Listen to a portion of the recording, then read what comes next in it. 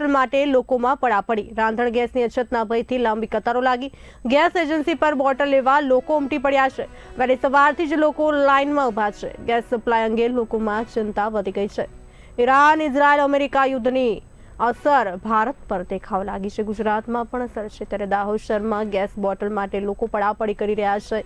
રાંધણ ગેસની અછતના ભયથી લોકો પરેશાન થયા છે, તો તે લોકો રાંધણ ગેસ લેવા માટે ગેસ એજન્સી પર આવી પહોંચ્યા છે। આપ દ્રશ્યો જોઈ શકો છો અમારા ટીવી સ્ક્રીન પર કે કઈ રીતે પડાપડી કરી રહ્યા છે રાંધણ ગેસ માટે લોકો।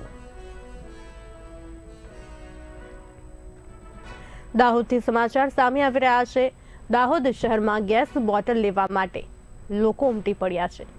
લોકોની લાંબી કતારો લાગી છે। લોકોમાં પડાપડી છે। રાંધણ ગેસની અછતના ભયથી લાંબી કતારો લાગી છે। ગેસ એજન્સી પર બોટલ લેવા લોકો ઉમટ્યા છે। વહેલી સવારથી જ લાઇનમાં ઊભા છે આ લોકો। ગેસ સપ્લાય અંગે લોકોમાં ચિંતાનો માહોલ છે।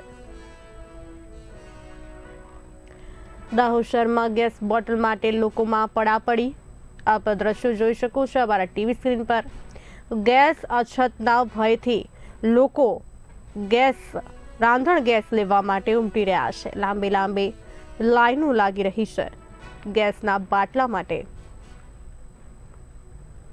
દાહોદથી સમાચાર સામે આવી રહ્યા છે। આ સાથે વધુ માહિતી આપવા માટે અમારા સંવાદદાતા દીપેશ દોશી જોડાઈ ચૂક્યા છે। દીપેશજી, દાહોદ શહેરમાં ગેસ બોટલ માટે લોકો પડાપડી કરી રહ્યા છે, શું છે વધુ વિગત? જી, આપણે જણાવી દઉં કે યુદ્ધને પગલે રાંધણ ગેસની અછતની અફવાને પગલે દાહોદના લોકોએ આજે ગેસ એજન્સી ખાતે વહેલી સવારથી પડાપડી કરી હતી। ગેસ બોટલ નહીં મળે તેવા ડર સાથે લોકો બોટલ લેવા માટે ઉમટી પડ્યા હતા। બોટલ માટે 2 થી 3 કલાક લોકો લાઇનમાં ઉભા રહેલા જોવા મળ્યા હતા। જી દીપેશજી, તો ગેસના સિલિન્ડર માટે જે લોકો ગેસની બોટલ માટે પડાપડી કરી રહ્યા છે, વહેલી સવારથી પહોંચી ગયા છે, ત્યારે ગેસ એજન્સી દ્વારા કોઈ માહિતી આપવામાં આવી છે, કોઈ નિવેદન કે લોકોને સમજાવવામાં આવ્યા કે તેમની જોડે પૂરતો સ્ટોક છે કે કેમ દાહોદમાં?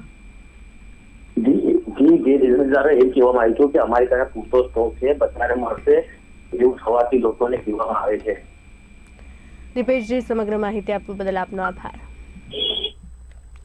દાહોદ શહેરમાં ગેસ બોટલ માટે લોકો પડાપડી કરી રહ્યા છે। રાંધણ ગેસની અછતના ભયથી લાંબી કતારો લાગી છે।